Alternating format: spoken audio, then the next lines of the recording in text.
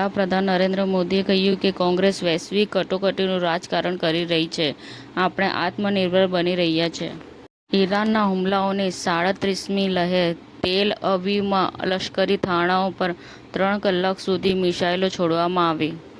ટીવીએ તેમના prime time drama દો દુનિયા એક દિલ પ્રસારિત થશે. વિશ્વની એકમાત્ર ભારતમાં જન્મેલી ક્લાસિક મોટરસાઇકલ બ્રાન્ડ યેઝીદીએ ક્રોમ કલરમાં રોડસ્ટર રેડ વુલ્ફ રિલીઝ કરી.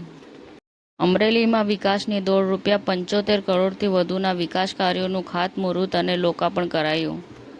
આમ આદમી પાર્ટીના રાષ્ટ્રીય સંયોજક અને દિલ્હીના ભૂતપૂર્વ મુખ્યમંત્રી અરવિંદ કેજરીવાલે દેશમાં એલપીજી સિલિન્ડરોની તીવ્ર અછત અંગે કેન્દ્ર સરકાર પર નિશાન સાધ્યું છે અને કહ્યું કે રેસ્ટોરન્ટ અને હોટલ બંધ, 10 મિલિયન લોકો બેરોજગારીનો ખતરો. મોટોરોલા H70 ફ્યુઝન લોન્ચ કરાયો. રાજ્યના અનેક શહેરોમાં ગરમીનો પારો 41 ડિગ્રીને પાર કરી. કન્ટેન્ટ ઇન્ડિયા 2026 ભારતીય મનોરંજન ઉદ્યોગના ભવિષ્યને આકાર આપતું મહત્વપૂર્ણ આયોજન. અરવલ્લીના શામળાજી ખાતે એસટી મજદૂર સંઘ દ્વારા મહામંત્રી જગદીશભાઈ પટેલનો નિવૃત્તિ સન્માન સમારોહ ભવ્ય રીતે યોજાયો.